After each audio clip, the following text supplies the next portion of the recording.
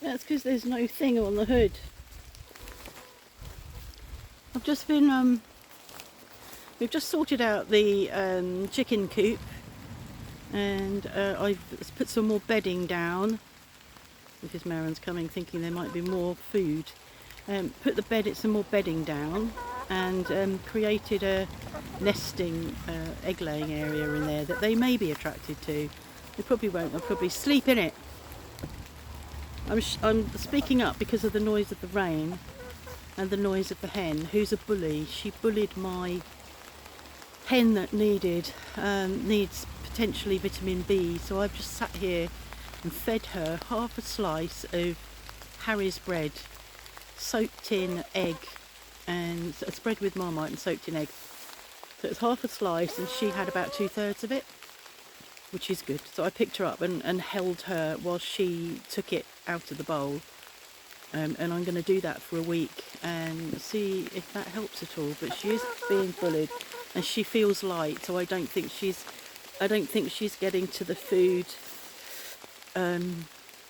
When I let them out this morning, she didn't come out, and then when I went back to see if she was coming out, she was at the food, so I left her. So the Maren has just bullied her in the garden.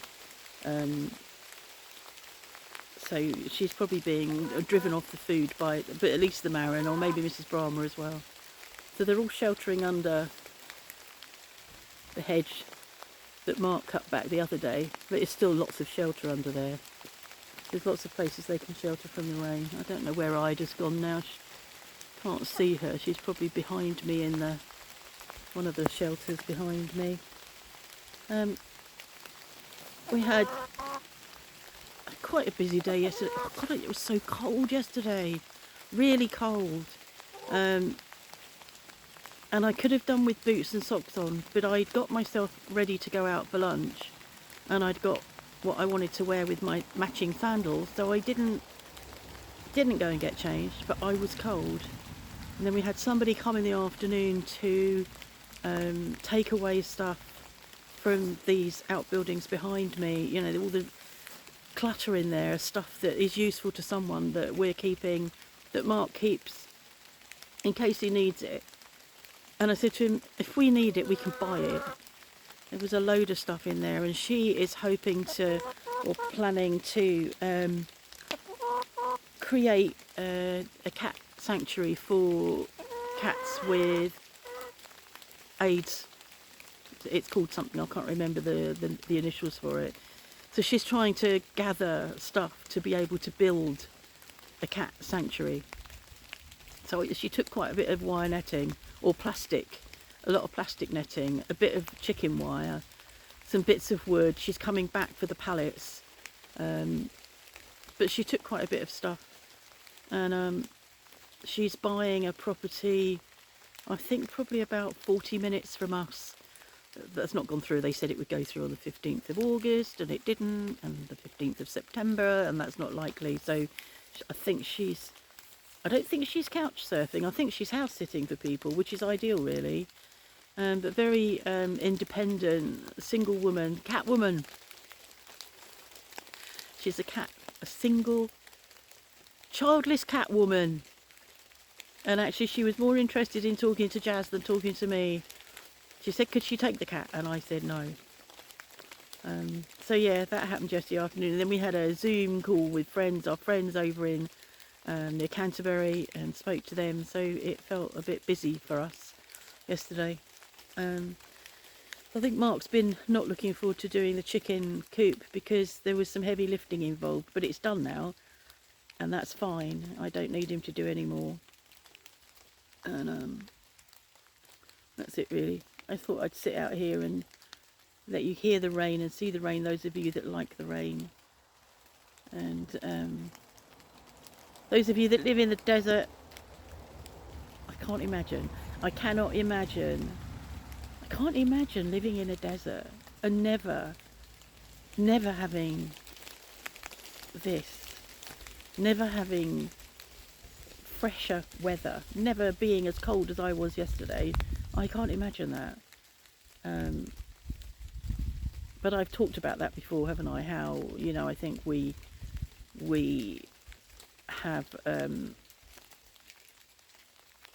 we're brought up in a certain country, in a certain with seasons as they used to be. I don't think seasons are what they used to be, but with seasons as they used to be or not, and that's what we then grow up to expect. So those people that have been born in hot countries where it really differs from one day to the next are used to it, so they don't know any different. But I couldn't bear it. We had a drought here, a really long drought here, back when Thea, who is now 7, was about 18 months old, because they came over. She was about 16 months old. They came over. So 5 years ago, and they came over, and it was really hot, and everything was really dry. The grass was really dry, and that went on through till October. And I just couldn't wait for the weather to break. I know that it's a sort of an exaggeration, but it felt excruciating. The whole waiting, like you're holding your breath, waiting for the weather to break. I don't think that's happening this time. I read something briefly, a headline, that Britain has had its coldest summer since 2015, I think it said. It's awful. We've had better than that, definitely. Yeah, so I did watch the wedding because I like Amory and Natty, and I'm pleased that they found each other, and I hope they'll be happy. So I did watch it, and I don't know why that's an issue. Why I can't watch a wedding. I don't watch the Chateau Diaries because I don't. But this particular one I wanted to watch because it was an event. So, yeah. Anyway, that's it. I'm going in now. I'm going to go and take this old poncho off. That's not as waterproof as my newer one. But it's ideal for picking chickens up and mucking around in the chicken coop. And thanks for watching. See you next time.